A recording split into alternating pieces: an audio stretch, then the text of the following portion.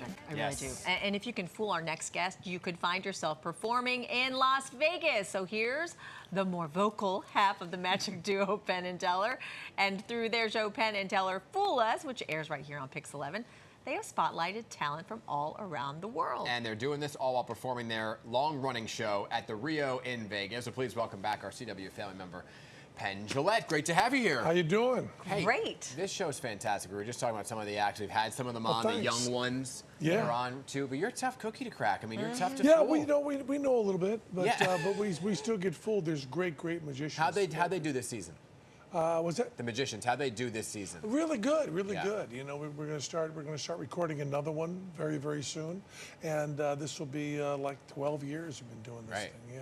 And you have Brooke on the show. Oh yeah, Brooke is great. Yeah. Brooke is wonderful. So are you teaching her tricks? Yeah, she's doing this year coming up. The next one we tape, she'll be doing 2 or 3. Yeah. Oh, she is. Yeah, we're setting her up for stuff. Amazing. Here's the thing: even if they don't fool you, right? There's just this art of when you're watching it that you've got to be drawn into it all, right? So as a magician who knows a lot of the tricks of the trade, are you impressed by what you're seeing, even though they're not being fooled? Always. We don't have anybody. We can't know who's going to be on. Right. And we can't know what tricks they're going to do. That wouldn't be fair. But our producers are really wonderful. They travel all over the world. Yeah. They go to magic competitions everywhere. Yeah. China, they're always over in Europe. We try to get magicians from all over on. Right. And there's just a lot of really good people. And the nice thing is, magic, even as recently as 20 years ago, was all people that looked like us. It was all old white guys. Yeah. And that's changing. Yeah. I would like to take credit for it. Maybe we get a little bit, but it's mostly the internet. And now we get a lot of people that are learning magic from the internet and kind of on their own and aren't part of the old boys club. Yeah. So they have a lot of techniques that do fool us. Right. So it's wonderful that the people that are younger and newer to it are more apt to fool us. Yeah. It's great. And it's fun to watch how much it has evolved, because some of the different tricks that they use are using technology and that kind of stuff. There's a lot of stuff.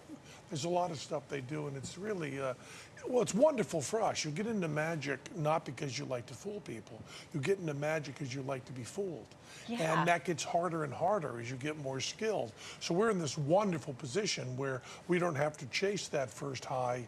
The producers do it for us. Well, that makes me wonder then, I mean, in the position that you're in, I mean, people that are in the audience kind of want you to get fooled. Sure, you why know? not? Yeah, so do you want to be fooled? Every time. Yeah. Every time someone comes out. And, we try to make it, one of the things we want to do on this show was to be kind. Yeah. And on all the other talent shows, whatever you want to call them, there's always these people that don't know anything making comments about their style and stuff. Yeah. We never do that. It's very simple. We're not even saying this is a particularly good trick. We're just saying one simple thing, which is very close to objective, which is, did you fool us? Right. Yes. That's the only thing we're talking about. Yes. And some of the best acts that have been on haven't fooled us, but have gone on to be very successful. I'm so glad you said that, because sometimes I watch these shows and I'm like, they're not even, not you. Their judges aren't skilled at the craft that they're judging. No, they have no idea what they're doing. Yeah. They couldn't do it themselves. And we make that very clear. And the proof of that is we've got 3 acts on the strip that have their own theaters that started out on Fool Us. Wow. And whether they fooled us or not isn't really that important, because people watch and go, oh, did they fool the old guys? I don't care. It's a great show. But you have those other guys too. They're Brynolf and Jung. Oh, you're going to try to say their last name? Yeah, good luck. I just try to solve it by saying Peter and Jonas. Peter and That's all I ever called them. And then say Stalker. Right. And they were on the very first season and fooled us bad. And, we like the fact that they're a team. Right. They're exactly what Penn and Teller would be if we were good looking and Swedish. Yeah, and you're working behind the scenes of the show, right? Yeah. We're producing it. We'll also be, tonight, we're going on and going to do something with them. We'll do a trick or so. Do you remember what it was? That's awesome. So you're part of the show. Yeah, tonight. Do you remember what it was, the initial thing that stumped you? Well, they did a lot of illusion stuff. They did big stuff. Yeah. And the big stuff is the hardest to fool us with. Yeah. Because it evolves slower. It has to. It's expensive and it's big. So the card tricks are the most likely to fool us because it's moving so fast and the props are so cheap. But to fool us with big stuff like Peter and Jonas did is phenomenal. People come in here all the time with the cards, and we I try. don't get it.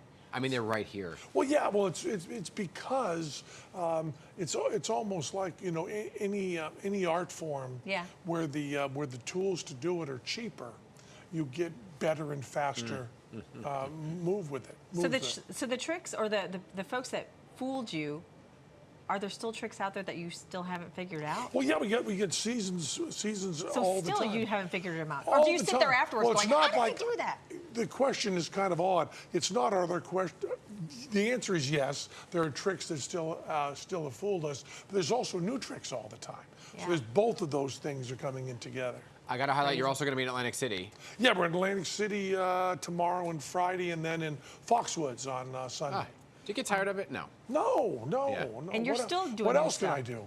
And then you're still creating new stuff. Oh, yeah, we write about 20 new tricks a year. That's amazing. And we always put new stuff in the show. You know, most magic acts, at least the old school magic acts, would do the same 90 minutes for 40 years, you know. Wow. But we don't do the same 90 minutes for even one show. Right. Wow. Well, you guys are We change stuff all the time. Right. I mean, we got into this to write stuff. Yeah. We didn't get into this to play golf in the afternoon in the same damn show. Right. Yeah, You're guys fantastic. are phenomenal. Yeah. Great to have you on. Well, thanks. Where's for your other having half me. today? Was it? Where's your other half?